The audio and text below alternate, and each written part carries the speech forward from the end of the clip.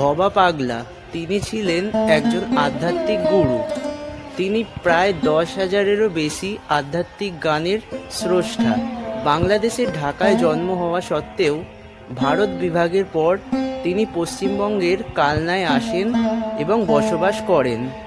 এই মুহূর্তে আমরা দাঁড়িয়ে আছি কালনার ভবা পাগলার সেই আশ্রমে।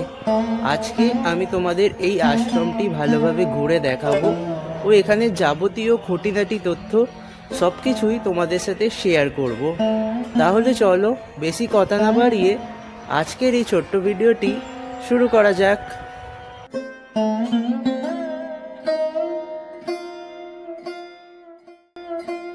কালনায় অবস্থিত ভবা পাগলা আশ্রম বা ভবার ভবানী মন্দির আসার সবথেকে সহজ উপায় হলো ট্রেন পথ। হাওড়া, শিয়ালদা কিংবা ব্যান্ডেল জংশন স্টেশন থেকে কাটোয়া লোকালগামী ট্রেনে করে চলে আসতে পারো অম্বিকা কালনা স্টেশন। সময় লাগবে 1.5 থেকে 2 ঘন্টা। স্টেশনের 1 নম্বর প্ল্যাটফর্ম থেকে বেরোলেই ভবার ভবানী মন্দির যাবার অটো বা টোটো তোমরা পেয়ে যাবে। আমরা এখন আশ্রমটির কাছে চলে এসেছি। এই তোরণটি দিয়ে ভেতরে প্রবেশ করে একটি সরু রাস্তা এগিয়ে গেছে আশ্রমটিতে প্রবেশ করার জন্য।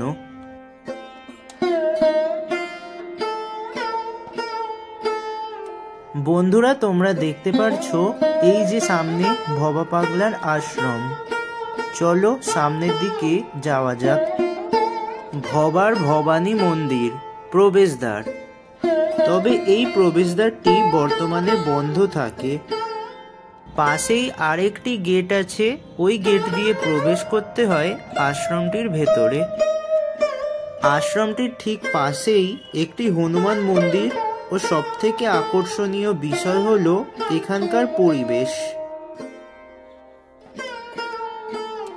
মন্দিরটির আশেপাশে বড় বড় বিস্তৃত গাছপালা ও একটি ছোট্ট জলাশয়ও আছে। মূল মন্দিরের পাশেই ভবার পবন পুত্র মন্দির। এখানে হনুমানজির মূর্তির পাশে ভবা পাগলার একটি মূর্তি বর্তমান। ভবার ভবানী মন্দির প্রতিদিন সকাল 8টা থেকে রাত 8টা পর্যন্ত খোলা থাকে। মূল মন্দিরে প্রবেশ করার পর তোমরা নানান স্থানে ভবা পাগলার বিখ্যাত বাণীগুলি দেখতে পারবে।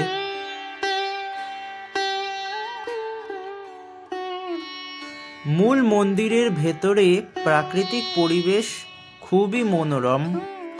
চারিদিকে নানান রঙের ফুল গাছে ভর্তি এবং মন্দির চত্বরটিও খুব নিরিবিলি ও শান্ত প্রকৃতির।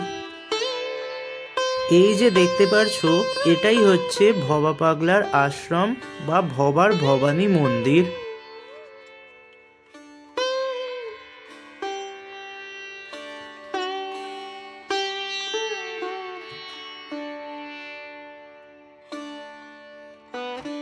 আধ্যাত্মিক গুরু ভবা পাগলা বাংলাদেশের ঢাকার আমতা গ্রামে 1902 সালে জন্মগ্রহণ করেন।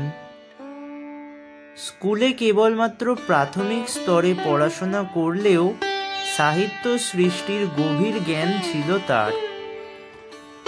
ভারত বিভাগের পর স্ত্রী শ্রীমতী শৈবালিনী দেবী ও তার 3 সন্তানকে নিয়ে তিনি অম্বিকা কালনায় আসেন এবং সারা জীবন সেখানেই বসবাস করেন। তাই এই মন্দিরটি ভবা পাগলার আশ্রম নামে পরিচিত। সমগ্র মন্দির জুড়েই ভবা পাগলা, তার স্ত্রী ও পরিবার এবং নানান হিন্দু দেবদেবীর ছবি। এছাড়াও ভবা পাগলা ছিলেন বড়ই কালী ভক্ত। তাই পশ্চিমবঙ্গে আসার সময় ভবা আমতা কালীবাড়ির মা আনন্দময়ী মূর্তিকে নিয়ে এসে এই মন্দিরে স্থাপন করেন, যা ভবার ভবানী নামে পরিচিত।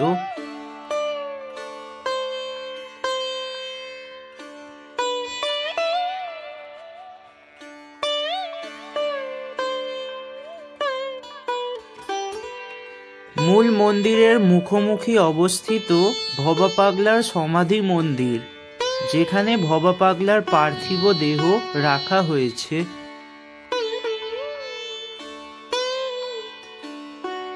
এছাড়াও সমাধি মন্দিরের ঠিক সামনেই তোমরা দেখতে পারবে শৈলেশ্বর শিব মন্দির ও একটি তুলসী মঞ্চ। বর্তমানে ভবা পাগলার নাতি নাতনিরা মন প্রাণ দিয়ে এই মন্দিরের যত্ন নিচ্ছে। দুপুরে এই মন্দিরে ভোগেরও সুব্যবস্থা আছে। ভোগের জন্য এখানে এসে যোগাযোগ করলেই হবে। শহরের ব্যস্ত কোলাহলকে ফেলে একদিনের ছুটিতে তোমরাও ঘুরে আসতে পারো ভবার ভবানী মন্দির। তোমাদেরও কিন্তু এই স্থানটি খুব ভালো লাগবে। বন্ধুরা, আশা করছি আমাদের আজকের এই ছোট্ট ভিডিওটি তোমাদের ভালো লেগেছে। ভিডিওটি ভালো লাগলে লাইক করবে, শেয়ার করবে এবং আমাদের চ্যানেলে যদি নতুন হয়ে থাকো, আমাদের কন্টেন্ট যদি তোমাদের ভালো লাগে তাহলে প্লিজ আমাদের চ্যানেলটি সাবস্ক্রাইব করে পাশে থাকবে। দেখা হচ্ছে পরের ভিডিওতে নতুন কোনো টপিক নিয়ে।